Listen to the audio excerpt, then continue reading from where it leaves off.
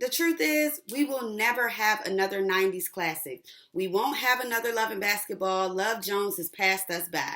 But for us in 2020, this is a romance comedy for us. We finally got one, y'all. Listen, I want to continue getting to know you. I want to get to know you, too. I don't want to lose you because I'm afraid to love you. You don't have to be afraid. The Photograph. Listen, y'all need to come and see The Photograph. Yes. So good. So good. So good. I'm in here crying, emotional, all of my feels. Thanks so much for tuning in and checking out our review of the film The Photograph, starring Issa Rae and Lakeith Stanfield, the love of my life. If you're tuning in, please make sure that you like, comment, and subscribe, because this is what we do here. We make content for the culture, completely unfiltered, raw, and from the authentic Black voice. So, of course, seeing my two favorite people, Issa Rae, come on now, Awkward Black Girl, Insecure, and Lakeith Stanfield, who has blessed us in the likes of Get Out, Atlanta, the list just goes on and on. So knowing how versatile he is and how much I love Issa and how much I kind of always secretly wanted them to be together if he wasn't going to be with me. So when I saw the trailer for this film, I automatically was like, okay, I have to see this. First, starting off, the film is directed by a Black woman, yes, Stella Meghie. She is a Canadian director, but definitely a beautiful Black woman who directed this beautiful film. Definitely check it out. I'm going to let you guys know right now, there will be spoilers. There will be spoilers. I just actually came from a sneak preview premiere out in Bowie, Maryland. I am in the DMV area. Shout out to DMV. And my best friend, Alicia, for surprising me with the tickets because she knows how much I love Lakeith. So, again, if you haven't seen the film, save this to your watch later and come back because I'm dropping the spoilers now. Okay. So the film opens up with Lakeith Stanfield's character. His name is Michael Block. And he is speaking with Rob Morgan. He has served us in the likes of Stranger Things, more recently, and Mudbound. But he always gave me just that authentic, like, Black uncle look. Like, he looks like he could be one of my uncles. You know what I mean? So the film opens up and they're having a dialogue. And in the scene, Rob Morgan's character is literally boiling crabs because they're in New Orleans for that particular scene. And I'm like, if this ain't Black as fuck.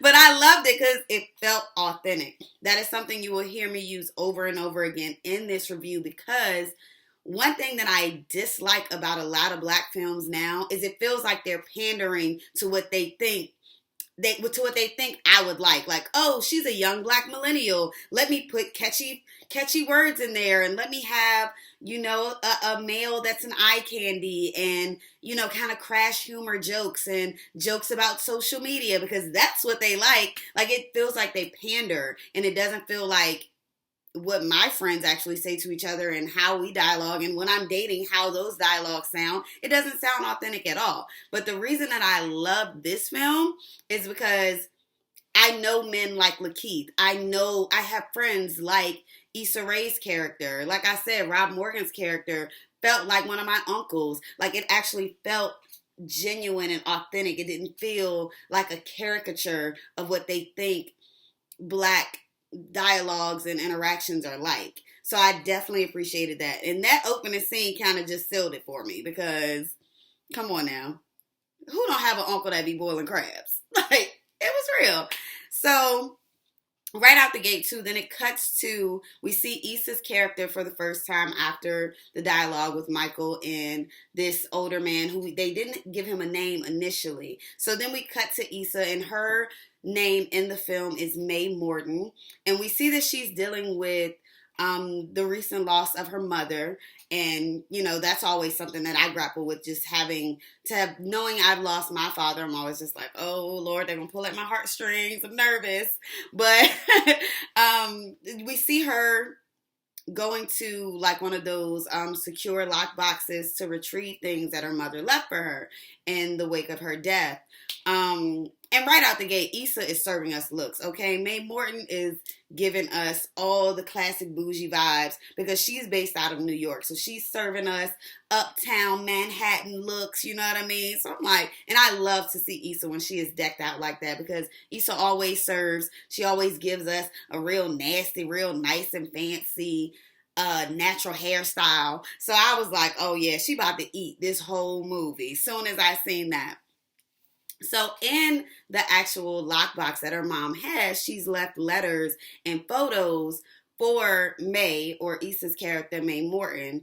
Her mother has left these things for her since she passed away. And just like anything that Issa's involved in, the music was A1. I mean, they're serving us Luther, Shaka Khan, drop some Lucky Day in there, Ari Lennox, I mean, Al Green. And it was so perfectly, they so perfectly had it woven into the storyline that, again, it didn't feel like you were pandering. It didn't feel like, oh, let me play this popular song that the young black kids like. Like, it didn't feel like that. It felt like this is what my parents would listen to if they were on a date during that time. It didn't feel like, oh, let me just find a soulful song to plug and play right here because we see two black people basing back in the day. Like, it was like, no, people really listen to this. This is what it was a vibe. And at the credits, and the whole time I'm vibing to the music, I'm tapping my best friend like, oh, yes, girl, yes, you remember that? Come to find out, the Robert Glasper is the one who composed the music, in addition to Will Packer being the producer. So I was like, okay, so we had a lot of dope black hands that had their touch on this film, which is why I think it did turn out to be so well.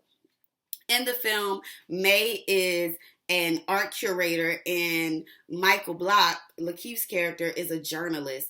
And again, just something that I appreciate because those type of titles and roles are more geared toward my circle of friends and what it actually looks like. Like, I don't have friends who are, they always have people like, oh, the powerful black woman who's a marketing CEO. Like, it's like, what does that even mean for real? Like, how many people we know work at major marketing companies and, really out here getting it like that from that? But what I do know, what I do have are friends that are journalists and friends that do work in the art world and curate and things like that. So I'm like, okay, again, still giving me that authentic feel. We then see scenes. So the entire time, the film is kind of placated between what May is going through and how it correlates and parallels with her mother's own love story. And in learning her mother's kind of love story and journey and how she traversed through things, we see how it ultimately affects May's character and ultimately the romance that blossoms between her and Lakeith. So very beautifully written. There were so many poetic moments in it, and because Michael Block is doing a story on May's mother, because she was a famous photographer, their paths cross. And so, when you first meet someone and you get those butterflies and it's that instant chemistry, you can absolutely see that's what happens between May and Michael when they first cross paths, because Michael is doing the story on Issa's mother because she was a famous photographer. So seeing how organic that was, I was like, oh, this is about to be good, because you can instantly see okay, they're feeling each other for sure. So we go on, and like I said, the entire time they're kind of weaving in and out of May's mother's life, and showing what May is currently going through. They even show us a glimpse of what May's upbringing was like. So we see we see May's mother's upbringing. So we see what her mother was like. And we see essentially Issa's grandma in the movie, but we see how she was when it came to men and dating. And there was a scene where May's mother is there with her mother, and she's talking to her, and the boy, the mom's boyfriend, comes in and is like, come back up here, and she immediately this is May's mom, and it's like, oh, okay. Again, just planting those seeds of woo child, we really don't know how much impact the whole mama boyfriend thing have on you until you can like really see it and you've grown and you like, okay, that's problematic. But like I said, it was nice to get, there's a way in a movie to give a backstory, but not like drag it out. And this film was perfect at that. Like y'all gave me just enough. So I'm like, oh, okay, I get it. Okay, that's what was going on. Oh, okay. And not in like a superficial or surface way, but they really showed it in a way that I could connect to the character.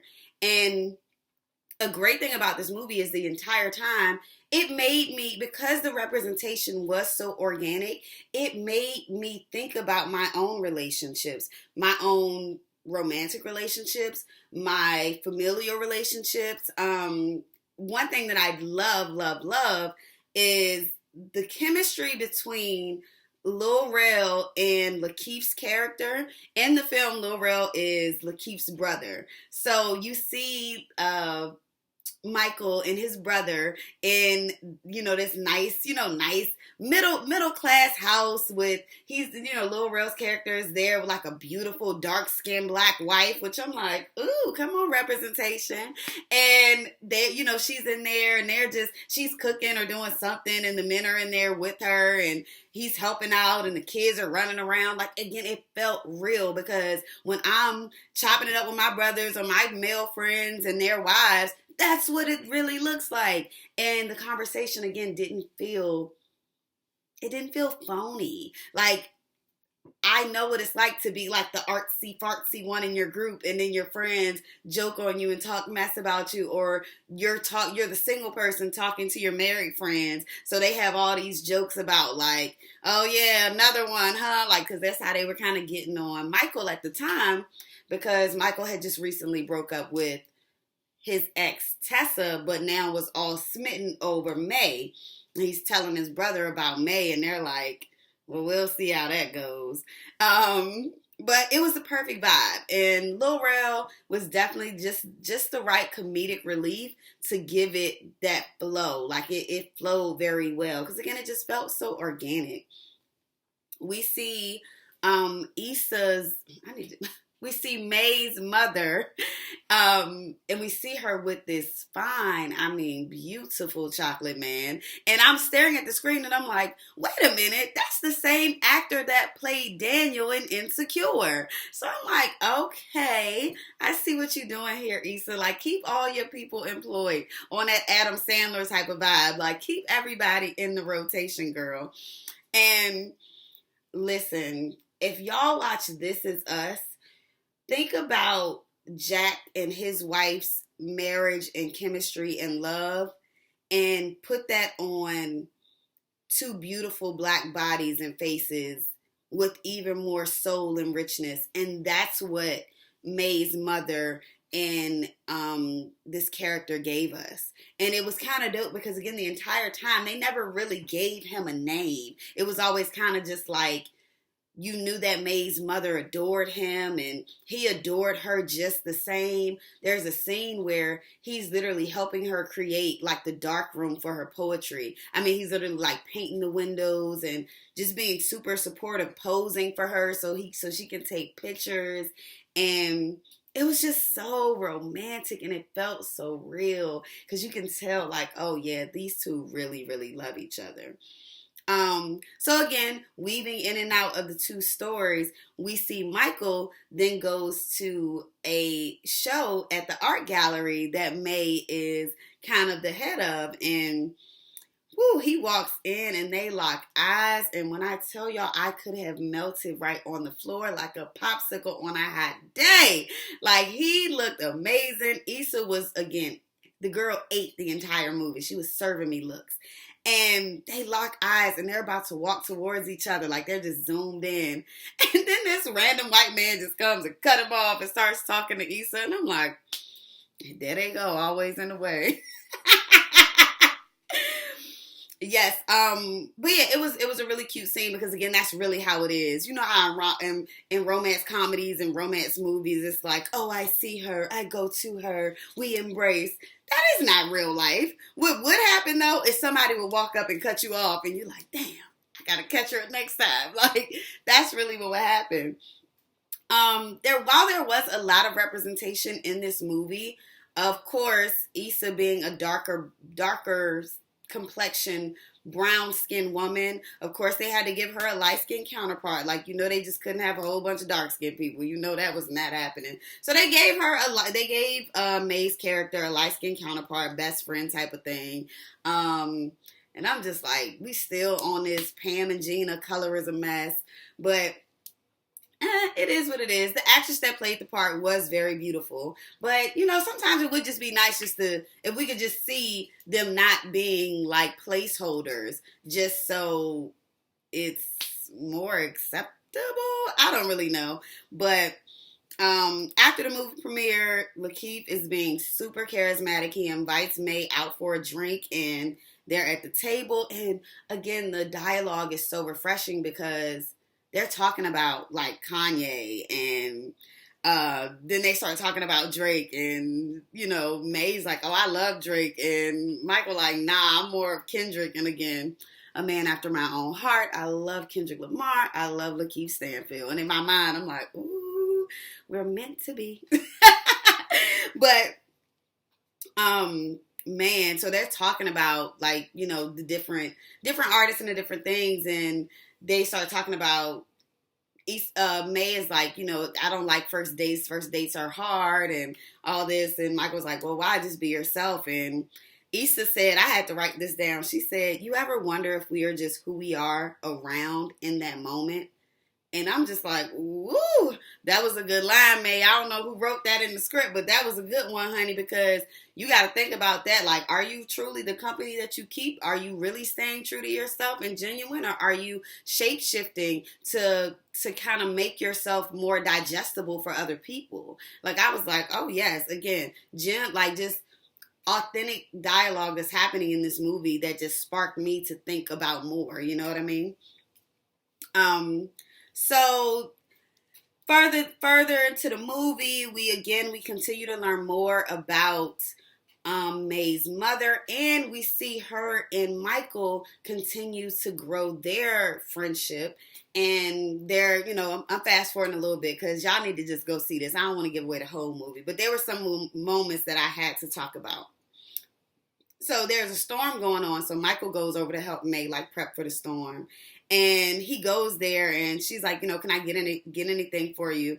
And he's like, a whiskey. And listen, honey, I love a good whiskey, honey. I don't drink I drink what looks like me, okay? Nice and brown and smooth when it go down. I was like, yes, for the whiskey. Yes.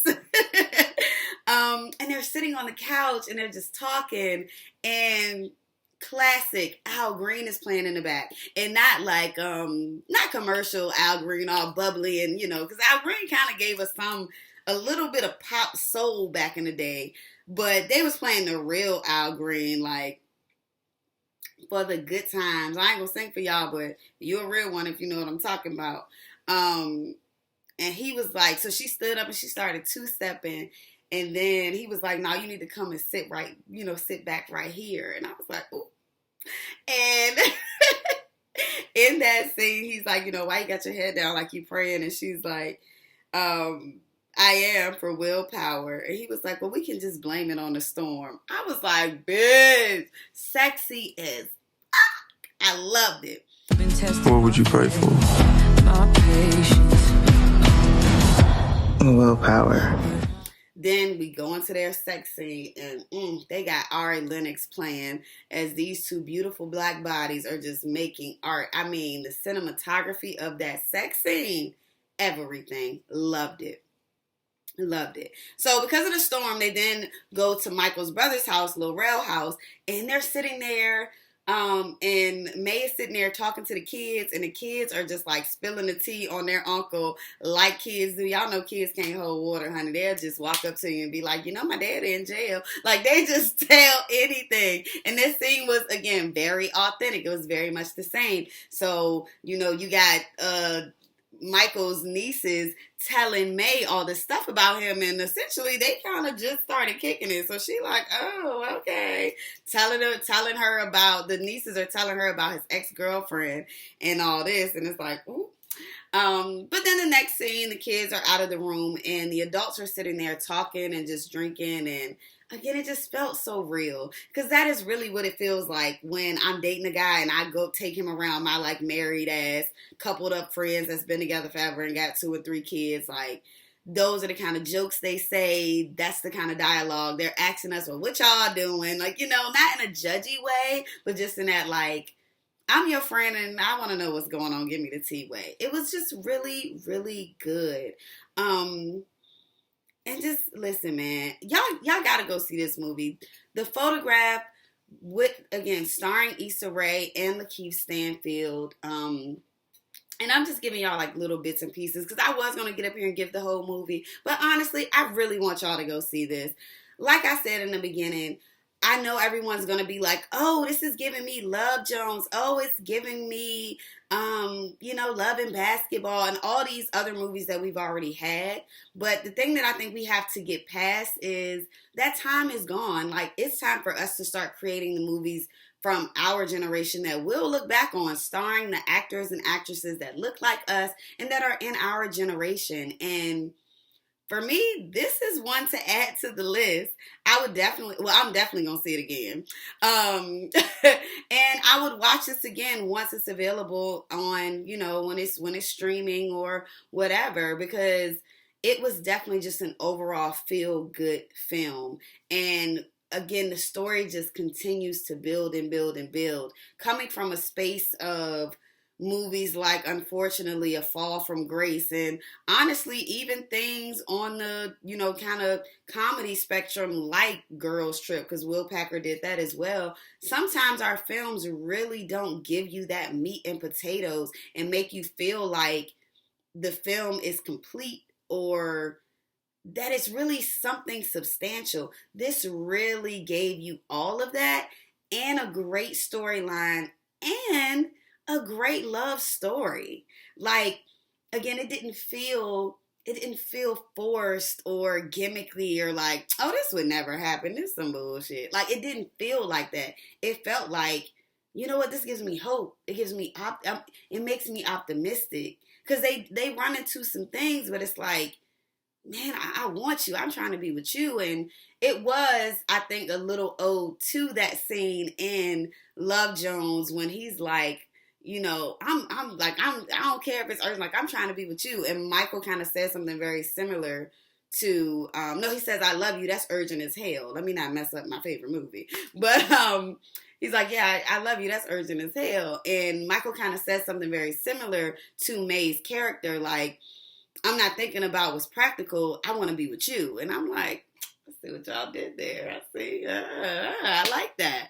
But at the end of the day, check this movie out. Like I said, I didn't want to drop too many spoilers, but just know it's some good things going on. There is a sex scene and there is a nice twist at the end, but it all comes full circle.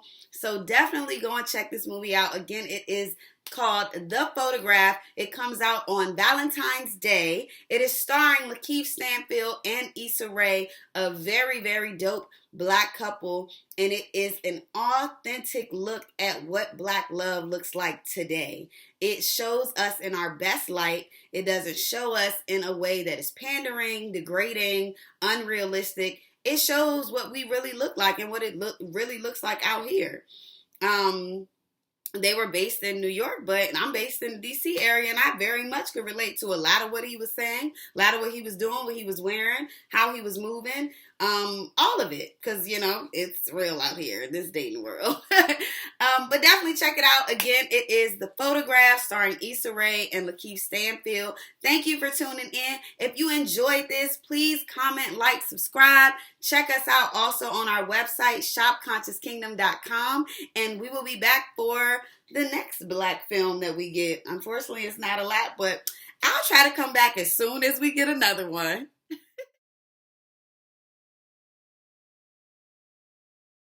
The Photograph.